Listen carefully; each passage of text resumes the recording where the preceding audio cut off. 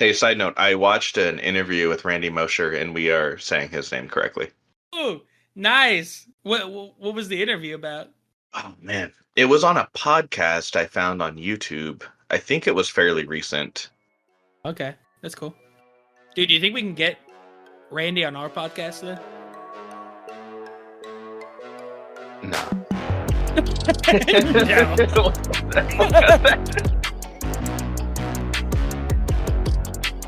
Welcome to Short Pour. We're your hosts. I'm Chris. And I'm Brandon. Following last month's episode of April Sours, you know what that brings. This episode's going to be May Flowers, so everything's going to be a floral beer, or at least related to flowers in some way. We got a little more loose with the Interpretation. theme this time. Yeah. I think, again, just like a preface, we are not particularly familiar with a lot of like floral style beers, so we'll be going out on another limb with this one here. And remember to follow us on Instagram at Short Pour Podcast. And if you would like to email us anything email us at shortpourpod@gmail.com. All right, so we'll go ahead and get into our first beer today, and that's going to be Hibiscus Dream by Crooked Stave. I'm guessing this one's going to be like kind of purpley like the Berry Noir was. So I'm interested to see the color. I'm hoping. Yeah, this is another sour ale by Crooked Stave. Oh, actually, Crooked Stave reached out to us. But no, we reached out to them. I did a little investigative journalism. Oh, yeah? Is that what you're calling it? Yeah, I investigated something. Yeah, so we reached out to Crooked Stave, the actual brewery, and they gave us a little bit of a direct blurb for this. They said that Hibiscus Dream is still fairly new. It has only been in rotation for a few months. It's a golden, foeder fermented sour that's fruited with blueberries and hibiscus. It's on the lighter side for sours and is a crowd favorite when the weather is good. And I didn't know what foeder fermentation was. Foeder itself is just a Dutch word meaning a large oak barrel. Like a really big oak barrel. And it said it could be anywhere between 3 to 300 times the size of a regular oak barrel. That's huge. But essentially the beer is just fermented in one of those. Okay. Yeah, I actually, a little bit of that kind of ties into their name actually, so I'll mention that when we get to the history. Yeah, they do got a cool color. Yeah, it looks cool. It looks like juice again. Yeah, it does. It smells like juice. Yeah, I feel like this is gonna have a lot of similarities to the Berry Noir. It almost smells like a fruit punch, honestly. Yeah, I can see that. One thing to note also is that this Hibiscus Dream is a 4.5% ABV, and it also came in a cardboard 6-pack holder, which I thought was kind of cool because that would help with, it obviously breaks and decomposes a little bit faster, so it's not harming wildlife. Yeah, that's true. As much. All right, we going with our first taste? Yeah, do you have any head on it? Yeah, I do. I say yeah, it's like a little head. it's small. Well, I guess I feel like it looks a little more normal. The Berry Noir one was crazy, and this one I felt like was more just a little more normal. I still have some there. Yeah, I do too, but it was pretty small. It wasn't ever super big, and I did a pretty aggressive pour. But all right, let's go ahead and taste it. There we go. Yep, that's a sour. That is sour. Man, there's no sweetness to it really either. It's weird because I feel like it has some sweetness and hints in the smell. Yeah. But yeah, overall the taste is it's just sour. Yeah, whoa, that is I think that's probably the the hibiscus, I guess, because it tastes really dry too. Yeah, it does. I feel like it's when you have something super sour and it almost hits you in the back of the jaw. Do you know what I'm talking about? Didn't I literally say that on a past episode already? I don't remember. Oh, I said that during the TikTok days. Yes, yeah. When we were actually a 1 minute beer podcast. Yes, yeah. That's what you did say, something like that. Okay, but yes, I know exactly what you're talking about. It is almost it's a sour to where it's almost salty. Yes, actually, yeah. I feel like the aftertaste almost is it's salty. I feel like I'm drinking electrolytes. Yeah, dude. This is a sports recovery drink. We've been on a real liquid IV kick recently. And then, yeah, it's got like that kind of almost saltiness to it. Yes. Wait, you guys got into that stuff finally? Yeah, finally. They came out with a zero sugar one, so we went ahead and tried it. Yes. Yeah. Which flavor did you get? Lemon lime. Dude, that's my favorite flavor. It's good. It's good. It is good. It's not like Propel or something where it's like, ooh, this tastes like a little bit like I'm being bad. Like it definitely tastes like you're drinking it for a purpose. Mm-hmm. But it's still good, yeah. Yeah, I like it. All right, while we drink, I'll go ahead and go into some history. So, Crooked Stave is based out of Denver, Colorado. It was founded by Chad Jacobson, which I don't know who we were talking to on Instagram. Like, it may have been him, but I guess I don't know. But Chad Jacobson is known as the Brettanomyces guru. So, I guess he did his master's thesis on Brettanomyces. And I was listening to a podcast he did actually because I didn't know how to pronounce Brettanomyces and I wanted to hear him say it. But he was explaining how at the time it was like looked at kind of funny because that was a strain of yeast. Like Brettanomyces is a specific genus of yeast. Oh. But that strain was something that you typically tried to like get rid of and you wanted to get it out. And he was looking at its uses in the brewing process. And so that's something that they do. So he's like the guru of that. They use that to make these. And along with that strain of yeast, the fermentation happens a lot of times in oak barrels. And that's how they make their beer. Yep, and that ties in with the name. Yes, the name of Crooked Stave. A stave are like those wooden slats that are held together by that big metal ring to make up a barrel. Oh, okay. That's what a stave is. Which is not what I thought a stave was. I don't know what I thought it was, but I guess I didn't know. Yeah, I wouldn't know what that is either. That's cool. So wait, so he did that for his master's thesis? Yeah, that's what it says. For what degree? I don't know. I didn't read anything about it, and I didn't ask him. Like, law, criminal law. Yeah. That's cool though. Yeah, I guess I don't know what it was doing, but there's like this whole, I think it was just called the Brettanomyces project, but like he has like his research is open source, like published, so you can like go look at it and use it or read it. So that's pretty cool. He's like one of the, I mean, because this is a sour, so he's definitely one of those guys. He's like, what's the worst tasting thing I can put in this and still have people drink it? Well, I guess like we said last time, I guess more traditional beer that we think of now, you're trying to purify it and stuff. And the sours is like the deviation from that.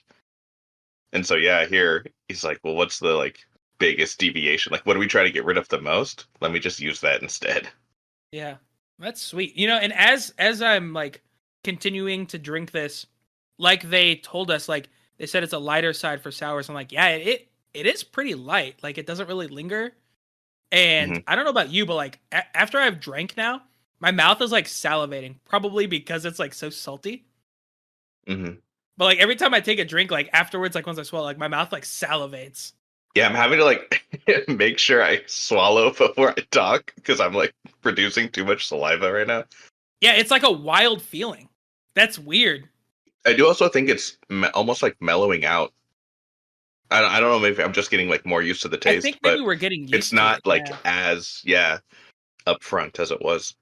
But yeah, I think maybe it's probably the hibiscus that like makes it like it just tastes like really like light. Like it was brewed next to hibiscus. It was brewed in a room that a hibiscus was once stored. yeah. The whisper of hibiscus. All right, what did people think of this thing? All right, so this is a first. This beer, like we mentioned earlier, is pretty new. It only had one review for me to go off of. Okay.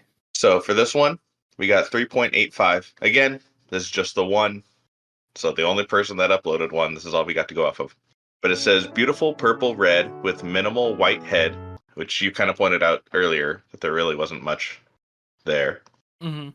Subtle notes of hibiscus and berry, which again, I feel like we've already like pointed that part out too. Yeah. Then this is where I don't know if this is a grade. It says medium plus sourness.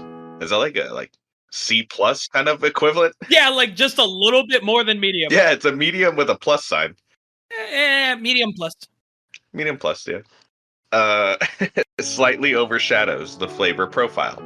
Lemon and vinegar with red fruit underlying. Maybe more brash than complex. Good, but not great. Look up medium plus and see if that's a thing.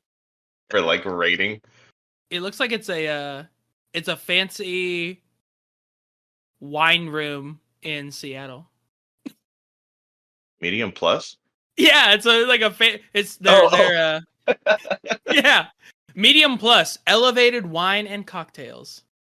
It's like a subscription service to like talk to the dead and stuff. Yeah, I don't know what that is. I mean, I feel like in terms of taste, they captured it like pretty well. Yeah, they were spot on. And again, with the like maybe more brash than complex. Like again, I felt like at the beginning it was like pretty, I don't know, upfront or aggressive, or like maybe I just wasn't quite ready for it. But like as I've been drinking it, it's definitely mellowed out.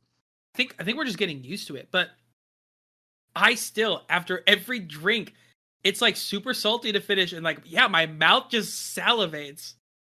It is so wild. It's just sour. Yeah, see, but I like this one. I like it too, actually. Like it's definitely, from our last episode, there was like Tiny S's just tasted good to me. Yeah. You know, it was just sweet. It was like a dessert drink. Right, yeah. And this one is a little bit more challenging. Yes, this one is for sure sour, but I do enjoy it. Yeah, that's good. That's interesting. I would have never tried something like this, like 3 months ago. Oh no. Well, are you much of a tea person? No, not like, really. You know, like herbal teas and stuff like that. I'm no, not and either. You know what? Actually, Mom really likes hibiscus tea, and I hate that stuff. So I didn't think I was gonna like this. Yeah, I didn't know either because I don't like I didn't like an actual like tea of this. Mm-hmm. Yeah, but turns out you throw a little bit of alcohol in there, and all of a sudden I like it. Yeah, church it up a little bit. All right, for beer number 2, we have the Saison de Lis by Perennial Artisan Ales. I chose this one because it is a Belgian-style ale brewed with chamomile flowers. So it is also actually brewed with the flower. Mm-hmm. So the back of the bottle for this one is a straw-colored Belgian-style Saison brewed with chamomile flowers. Damn it, I already said that. Maybe I'll just leave that in. I don't know. It is fermented with a traditional Saison yeast strain that imparts fruity and spicy notes that dovetail perfectly with the tea-like quality of the chamomile. Finish is dry, tart, and refreshing. It sits at a 5% ABV. Hey, do you know what chamomile smells like? Yeah. Like I actually drink chamomile tea in the winter fairly often. Oh, okay. I'm realizing that I guess I don't know what it smells like. Why? Like, are you thinking that this smells like something? And you can't Well, it's more like I smelled the beer and I didn't. It wasn't what I was expecting to smell. So I guess I don't know what chamomile smells like because I didn't know what to expect. Chamomile's like it's a very subtle smell. Man, that's like really hard to describe. Actually, it is very subtle. And actually, like as I started to pour the beer, I feel like this beer has a pretty subtle smell to it as well. Did you get a lot of head? Yeah, it's gigantic. Okay, actually. Okay, it's most of my glass. Yeah, yeah, me too. And by most, I mean like 15/16 of it is head. Yeah, I've had to stop already. I had to slow that down. Yeah, that is crazy, and it's like not receding. But remember, as Randy says, a little bit of delayed gratification goes a long way when pouring your beer. Oh, I'm delaying. Okay, I think I've got, well, I don't know. Yeah, this is like taking forever to pour. It looks really good, though. It looks really creamy. Yeah. It's like a really, really light, hazy yellow. Mm-hmm. But it looks really good. Like, the head looks fantastic on this thing. Yeah, again, it looks picturesque. It does. If you were to imagine what it would look like, it would be this. Just like half the size. No, it's except for like triple the size of what you what you would imagine. This head is like triple Right. that. I meant what you want would be half of this, or Yeah. would be less than this for sure. How much of your glass would you say is drinkable beer right now? I think I got about 2/3. Yeah, I think I'm around 2/3 as well. And I'm going for another slow pour again. Hey, you really gotta feather it. I think I got enough in there to try it. Do you think you have enough? I definitely have enough in there. I just want the head to go down a bit, so I'm not. It's gonna be all over my face by the time I get here. You don't like too much head in your mouth at once? Nah, I can only handle so much. Are you proud of yourself for that? Yeah. All right, my head is like much more. This is like a regular amount now. All right, I think I'm ready. Let's do it. All right, first taste. That's pretty light. Okay. I don't mean this in a bad way. Oh boy. It almost tastes medicinal. Really? You think so? Oh, yeah. Like what? Kind of. I mean, do you have a specific one in mind, Like or it tastes like really, really like clean. Yeah. And it is very dry. Yes, I would agree with that. I don't think it's tart really. Mm-mm. Because their blurb said it finishes dry, tart, and refreshing. I get the dry. I don't really get the tart though. Well, I think it's a pretty subtle taste. Yeah, it is. Maybe it's that tea like that they say also. Like it is kind of a yeah. It's just it is very. You're right. It's a really subtle flavor, like all around. I like it though. Yeah, I like it too. Definitely different than the last one we just had. Yeah, it's way different than the hibiscus one. So this one, like I said, is by Perennial Artisan Ales. Unfortunately, their website says has a whole tab that says our story, but they don't actually talk about any of their real history. So it was a little bit, it just wasn't a whole lot. So what I could glean from them was that they were established in 2011 in St. Louis. And on Thursdays, you can drink beers with the brewers at their tasting room location in, I'm probably going to butcher this, LeMay. I have no idea. I have no idea. It was a part of St. Louis I had never heard of. It's like southeast of Kirkwood. That's what I can tell. Anyway, I thought that was kind of cool. On Thursdays, you can actually go in and drink with the brewers. Yeah, that is cool. And it says that they're there to answer questions and talk about the brews. So instead of doing the history of them, because again, I couldn't find a whole lot, I looked into the history of the Saison style. So the word Saison means season. These beers were traditionally brewed in winter, and they were allowed to age around 4 months or so before drinking, so they would be ready for like the summer season. Mm-hmm. The style was first created in southern Belgium in the 19th century, and when the style made its way to America, it was said that Saisons were brewed on farms so that farm workers would have a filling and hearty beer to get them through the summer harvest seasons. So when it came to America, it was considered a farmhouse ale. Okay, yeah. However, Randy points out that this was mostly done for marketing reasons because people couldn't really classify the style and like pinpoint exactly what it was. It is a style that's super open to interpretation. So like every brewery's Saison will be really specific to them. Okay. There are some common characteristics though. The style usually uses high quality yeast strains that can withstand top fermentation at high temperatures. They use grains. They are either spicy or fruity. They are usually very dry.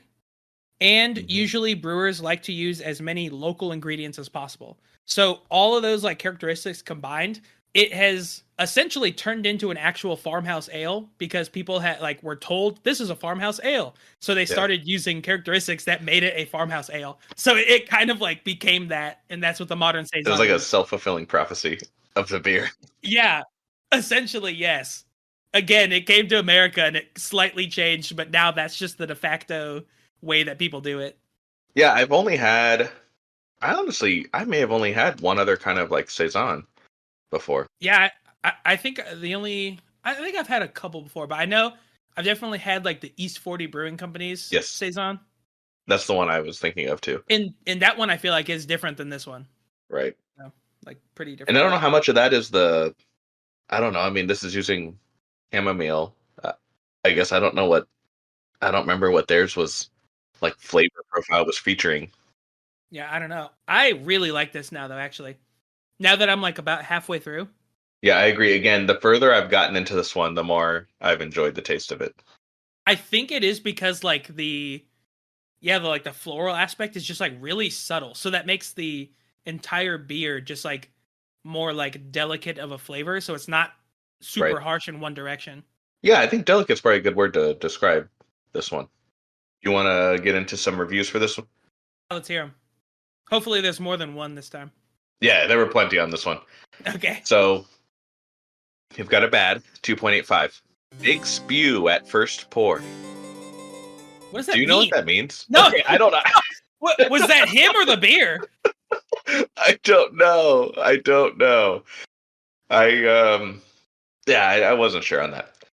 Big Spew at first pour. Have to watch every pour as half of it ends up on the counter. And that's why I was like, well, just slow down. Or yeah, slow, pour less. Although like, just stop. to be fair, the head did like come up really, really quickly. I will give him that. It did, but I didn't spill any of it. Did you? No, I didn't either. I just because we stopped. stopped. I Yeah. yeah. It's quite lovely whipped cream on top of the amber brew if you have 40 minutes to pour and wait. Lots of sediment. Oh my god, dude. No. That part's right. Dude, that's true. Yeah. 40 minutes. You have 40 minutes. It took a while. It took a while to pour this. That is correct. It did, Do you have sediment? No, and of course, I guess I wasn't looking either. for that when I first, even when I was looking at the color, I didn't notice any sediment. I don't either. Maybe I don't know what that part's about. Maybe some of his spew got in the beer. Yeah, it could have been. Could have been some sort of spew reaction we didn't get. The chamomile taste is not overly strong, but it's that usual odd herbal tea flavor that doesn't add much to a beer, in my opinion. Scratchy and overly yeasty with a bitter acid taste. Pleasant flowery aroma is the bright spot. What does scratchy mean? Maybe he means like he can taste the sediment. Yeah, That's the only thing I can think of. You're right. Yeah, I'm not tasting scratchy. I don't know how that's like a flavor, so I can only imagine he's like continuing on about the sediment that he has. Yeah, that's fair. I don't have a sediment, so I don't get that part. But the other part, like the chamomile taste is not overly strong, but it's the odd herbal tea flavor that doesn't add much to the beer. But I think it's supposed to be kind of a subtle thing, right? Yeah, I think almost every time floral ingredients are used in any sort of like food or drink, like usually you want to err on the lighter side because it definitely becomes too much, and then people say it's too perfumey. Uh-huh. Now I'm basing that entirely on 8 seasons of the Great British Baking Show. And every time they use floral, they're always like, you've gone too far, and it's too perfumey now. Yes, yeah. Well, I think it can be an overpowering thing. Yeah. And, I think you're right. It's better to err on the side of lighter. Yeah, less is more with floral stuff. So, here's the end. I'm getting tired of this run of Big Spew beers lately, especially for $10. From the bottle-capped 750 milliliter bottle purchased at Grapevine Liquor in Denver. No bottled by date. Do we have a bottled by on here? Wait, bottled by? You mean used to drink by? Is that what he means? I think maybe he's getting confused of either drink by or bottled date. Because it wouldn't be bottled by, it would be bottled at. Bottled on, yeah. Yeah. I have a Best Buy date at the bottom. I have a Best Buy. Best Buy. It's in this timeline. Yeah. Yeah. It's not 200 years in the future. I think mine. Honestly, the first number is hard to read. I think it's by June 5th, 2024. Yeah, I can't tell if that's a 6 or if it's like smashed in with a 1, Yeah, I can't with a tell 1 either. and If a it's 2. I can't tell. 10, if Something it's fits yeah, 2024. That's what I got. yeah. Before right now, we should be good. Yes. Yeah, we're good. We're in the safe zone. But this guy's got it out for Big Spew, I guess. Yeah. Big spew. I don't know what that means. Is that like a I thing? didn't know what that meant Here, either. I'm gonna look up spew Good. Be careful. beer. It's gonna be a lot of throwing up stuff Yeah. because that's what I typed in. Oh, I typed in Big Spew and beer, and it was throwing up. is it? Oh yeah. How to chug beer without vomiting. Right. Okay. I don't know if you want to go down this rabbit hole with me, but I had to click on the link that said how to chug beer without vomiting. Okay. The top comment is the top guy's advice is I'm actually somewhat of an expert on this. I was the anchor on my college's Tang team, which is an annual beer chugging competition / relay race. You have two teams of 7 to 8 people facing each other across a long table. I forget the exact size of the team. And each person has 2 glasses of beer in front of them. When the race starts, the first person chugs 1 beer and slams it down, at which point the person next to them goes, all the way to the anchor, who chugs 2, and then it goes back up the table. In any case, the main thing you'd notice between heats is a bunch of people standing around pouring beer back and forth between 2 pitchers.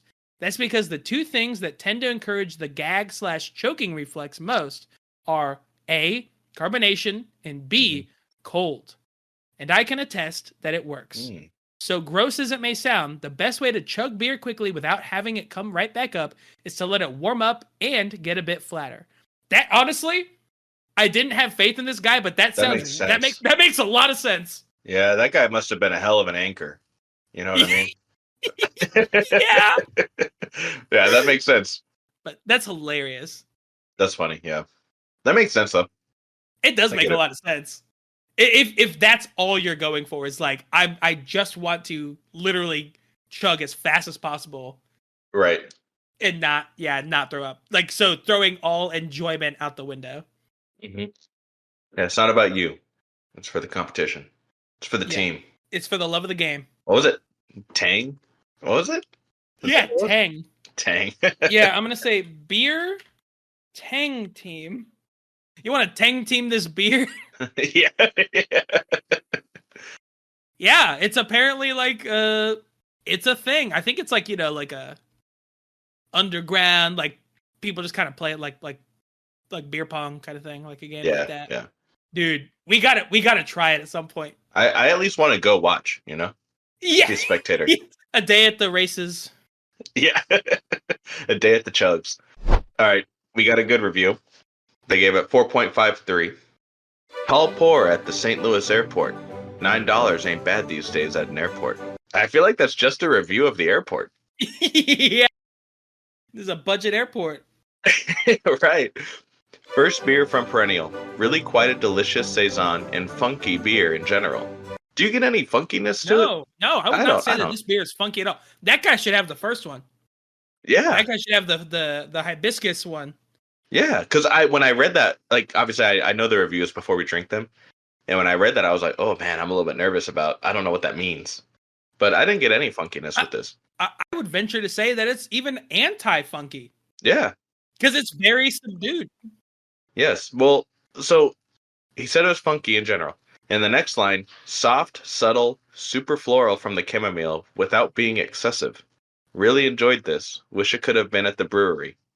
Oh well. Yeah, instead of the airport. Right. Well, I think most people would rather be at a brewery instead of an airport. Yeah, I think most people would rather be most other places instead of at the airport. Yeah. The only other place, the DMV is like the only other place I wouldn't rather be at. Yeah, fair enough. At least at the airport, you can get a $9 beer. Yeah, they ain't doing that shit at the DMV. Mm-mm. Make pay 12. Right, and you wouldn't have all the paperwork to buy it. Yeah, you wouldn't have the right stuff. Right ID. You're gonna have to come back with the other one. Yeah, you need your ID to prove you're 21 and 3 pieces of mail to prove your residence. And your birth certificate. But yeah, no. Maybe he didn't mean like funky like we're thinking. Maybe he just means like something like a little unexpected. It's different, yeah.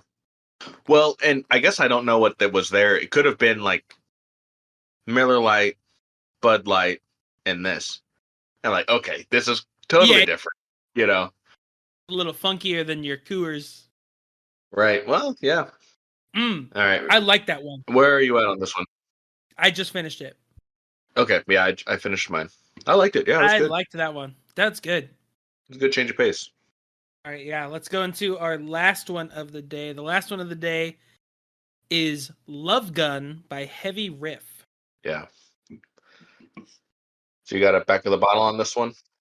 Yeah, this one is the one that I was most excited about, actually, too. So you chose this one, and I think you chose this one only because there's 2 flowers on the bottle. Yeah. Both coming out of guns. Yeah. Well, I mean, floral beer is like a pretty niche grouping. So we went a little looser with the theme, but this obviously like vanilla has a flower, so there's True. the flower vanilla on here coming out of 2 guns. I thought that looked cool. I like this company's shtick, too, because on the can, it says, a brew that goes to 11. Oh yeah. So the back of the bottle on this one says a creamy craft beer with notes of flavorful, bold vanilla, combining a dry but smooth, sweet finish. This craft brew is made ready for your next session. File under rock. Dude, this kind of smells like cream soda. I mean, obviously it's a vanilla cream ale, so it makes sense. Oh my god, dude, that smells exactly like cream soda. Mm-hmm. It looks like it too. Dude, Besides the giant head, but I'm hoping this one is like the farmer's milkshake. Oh my god. That's what that one smelled I still like. haven't had that one. I know. But whoa, yeah, okay, yeah, this one has a pretty big head too. It's not quite as big, or it happened. It spewed as quickly as the last one, but it's going away much faster. Yeah, it disappears much quicker than that last one for sure. Yeah, the last one stayed around. He wasn't joking, dude. Like, yeah, if we were pouring it Randy's way of just straight down the whole time, yeah, it would probably 40 taken, minutes yeah, would be pretty close. Yeah. yeah, I'd be in the ballpark. That was not a bad estimate. Yeah, this one's much faster though. Oh, it smells so good. I know. I mean, it's the vanilla, but yeah, it smells good. This one comes in at a 4.6% ABV. And interestingly enough, I had to actually go online to find that. They don't actually say that on the can, which I thought was weird. Wait, really? I thought you had to. I thought you had to also, but I was looking on it and it didn't say. I thought you had to also. All right, I'm like looking over it too. I think you're right. Yeah, I don't see it. To say, I looked at it like 13 times. Oh man, do you you don't? I thought you had to have it on the bottle. I thought so too, but apparently you don't. Let's see. It's apparently a state by state basis. Hmm. Yeah, it's not. It is not. It's not mandatory. Oh my god, dude! In 1995, Coors took its case all the way to the Supreme Court. Coors had sent a new set of labels and can designs to the BATF, which is the Bureau of Alcohol, Tobacco, and Firearms. What a governing body! Right, what a group to be in charge of. Wow, yeah. But okay, yeah. So apparently in 1995, Coors wanted to start listing their alcohol content, and there was issue with the BATF because they claimed that if Coors would list their alcohol content, then there would be a strength war that would ensue where people would want more alcohol percentage and that they would think that it would get to like unsafe levels, I guess. So they denied all of their can designs and Coors sued them, and the Supreme Court agreed that it was a restriction of their freedom of speech. So they are allowed to list the ABV now. Before they weren't allowed to list the ABV, but it is also by no means mandatory. Huh, that's weird. Yeah, that's crazy. I would have never thought. Like, that seems like something that they would like, that they would be like, no, you definitely need to put that on there. Right. Or like, it doesn't seem like something that they wouldn't want to put on there. Yeah. Or they would at least have like no opinion of like, I don't care if you do or don't. Yeah. That's weird. All right, ready for our first taste? Yeah, I am very ready. That's it, dude. Oh yeah. That's it. Oh, I have man. been chasing this dragon for years, man. That is so good. That's a good taste. That is so good. That is so. It does taste like. It tastes like if cream soda were a beer. Right. Yeah, it definitely has the cream soda vibe to it. Oh man. Yeah, you get like that full flavor like at the front. It's still light, but it's just the whole finish is just sweet. Like you get all of the vanilla. Yes, yeah. But I mean, from the get-go, the vanilla through the smell and the taste, like there's a lot of vanilla. And it's not super carbonated. So you know that Mhm. anchor would be chugging this shit. You don't have to do a whole lot of Oh extra yeah. work to do that. Holy cow, Yeah, just warm it up a little bit. You can drink this one pretty fast, I think. Just from it being so good and like easy to drink. Yeah, that's good. That's really good. I really like this one. All right, you ready for some history? Yeah. So Heavy Riff is based out of St. Louis. I guess hence why they're in the St. Louis airport. Yeah, true. They were founded in 2013 by Jared Saffel, I hope I'm saying that right, along with Rick Hagen and Greg Meyer. It's actually a Jared Safley. Saffel, I don't Safel. know. Yeah, Jared Safel. I don't know. Sorry, Jared. As the name, like you can probably infer, they have a lot of influence from music. Obviously being Heavy Riff, and then in their beer names, like Love Gun, right, is the like a song from Kiss. I think also the name of an album from Kiss. Yeah, I only know that because of the movie Role Models. Yes, that's exactly why I know it too. I don't know that I don't know that I've actually even heard the song, but I know the song because of he references it in Role Models. Yes, it's when Stifler turns the kid into a rock fan. I don't even remember his name in the movie. I just know him as Stifler. Yeah, and he's like, "Yeah, man, it's a song called Love Gun." He's talking about his penis. So they have a lot of influence from music in their beer names. Even the font style is the same font style that Kiss uses for their band name. Oh, Like that's what the yeah. Love Gun font is. Yeah. Yeah, I didn't actually like put that together, but now that you say that, yeah, that's cool. And then they have a playlist that they have in their brewery of like the greatest rock music from the past decades, and they have like guitars on the walls and stuff like that. And then it says they have 25 taps, which seems like a lot. I feel like most of the breweries I've been to have like maybe half of that. Yeah, and like they're usually like on a I don't know, fairly strict rotation. Right. Like they don't have So that this says many they have in 25 rotation. taps. And I went to the website of beers on tap. It actually listed more than that. I think it listed like 31 maybe. Wow. So I don't know. I mean, I guess maybe at any given time there's like 6 unavailable, but that's quite a bit. Yeah. Any given time, Uh, 6 of them get the McDonald's ice cream machine treatment. Yeah. Yeah. That one's broke. Right. And then they also have in-house barbecue. Oh, dude, that's sweet. Right. I mean, to be fair, it would be St. Louis style barbecue, I assume. It's not Kansas City style. But yeah, that's true. I do appreciate when they have food. I feel like a lot of breweries don't have food, Mm-hmm. but it's like it's such a place where as I'm going through, I realize, man, I could really use a pulled pork sandwich right now. Or something. Yeah. But Yeah. I always end up hungry.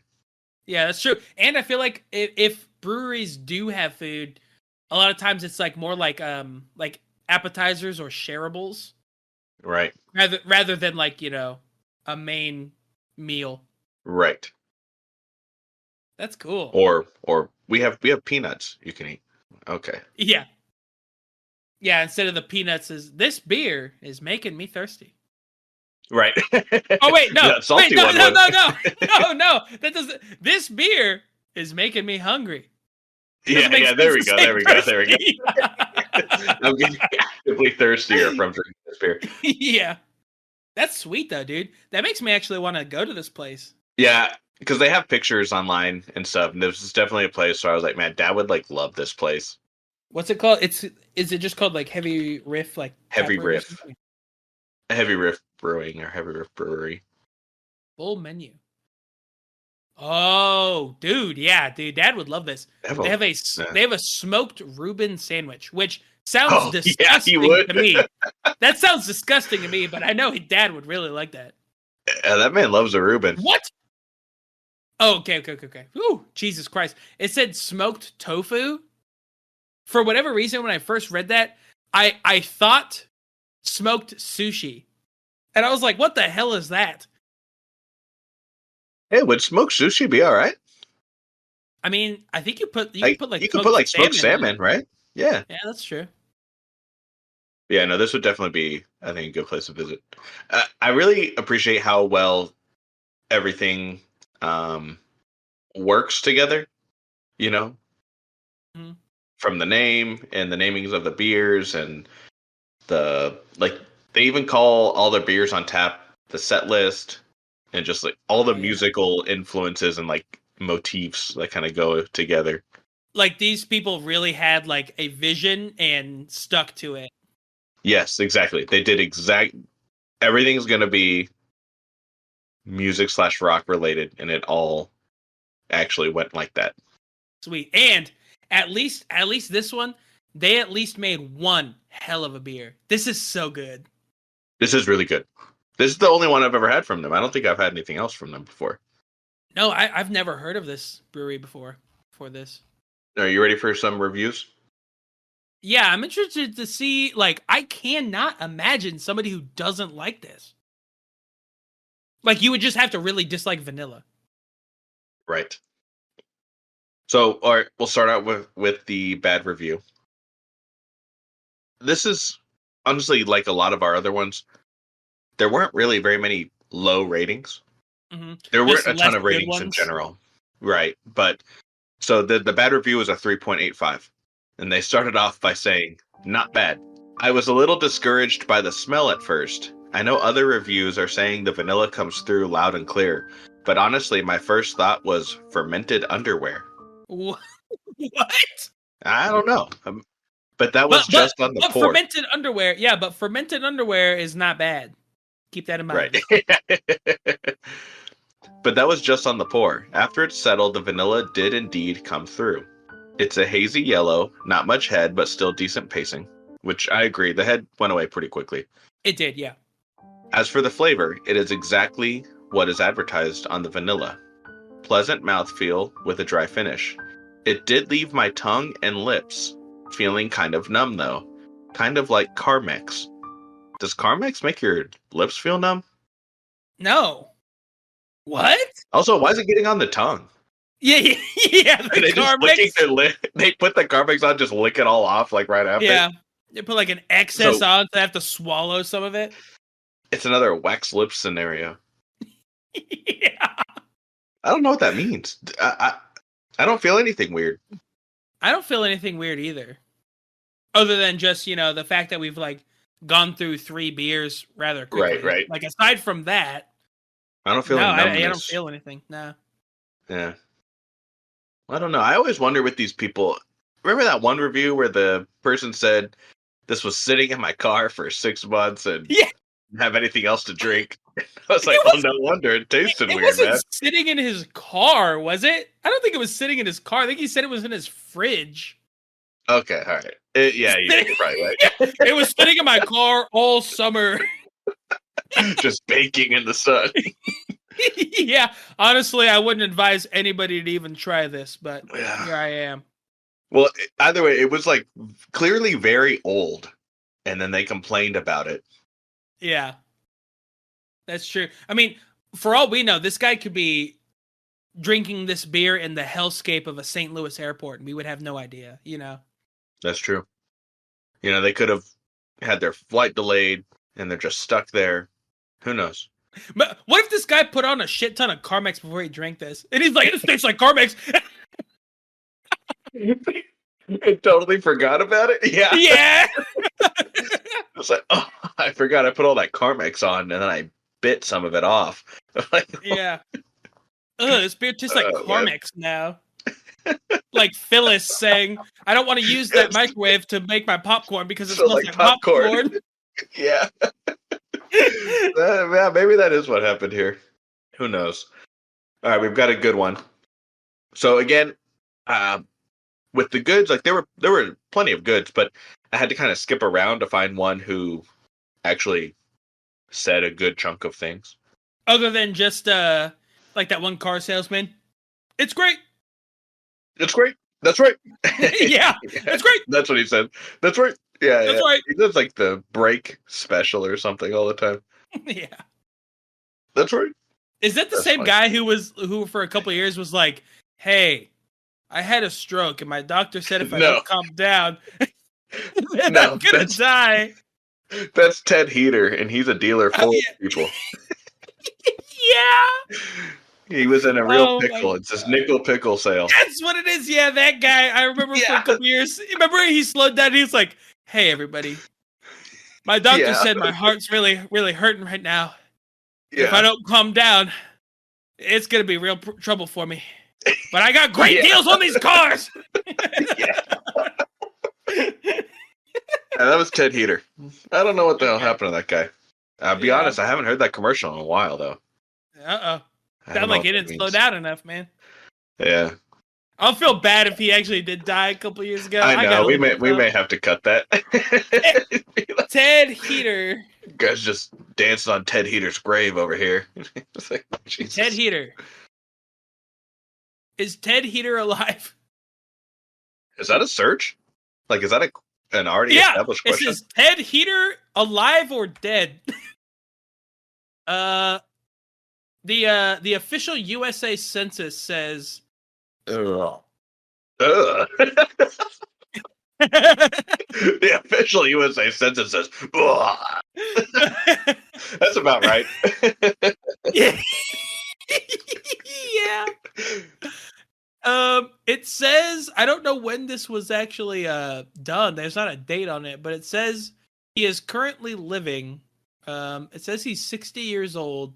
I'm not going to give his address, although you could, if you so choose, look it up on officialusa.com.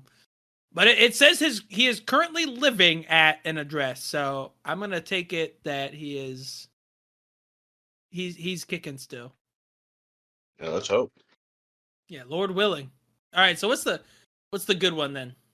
All right, so the good one, 3.9. Clear golden color with a fluffy 3-finger white head that left some spotty lacing as it settled. I've always said that I appreciate it when a brewer delivers on his promises. This one delivers huge flavors and aromas of vanilla as promised. Not overly sweet, with a nice caramely malt backbone balanced by a pleasant bitterness. Creamy mouthfeel, crisp finish, and a bit of vanilla lingering on the palate.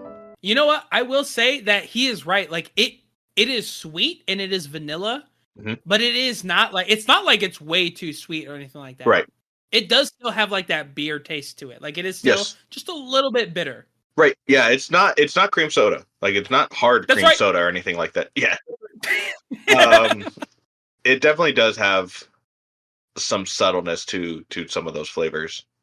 And just ends it with, if you like cream soda, no doubt you'll find this one appealing, which is true. Yeah.